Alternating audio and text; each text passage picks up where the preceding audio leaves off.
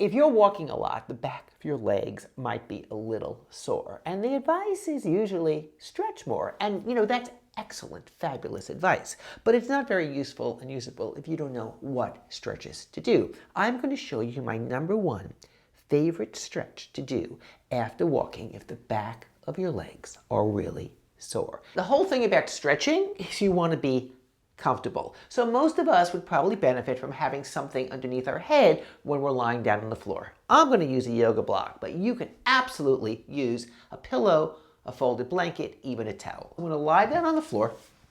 My head is supported, and I feel relatively comfortable. I'm going to keep my knees bent, and I'm going to take one leg up and lace my hand around the back of the thigh. And then I'm going to gently pull it in. Doesn't need to be fancy. It just needs to work.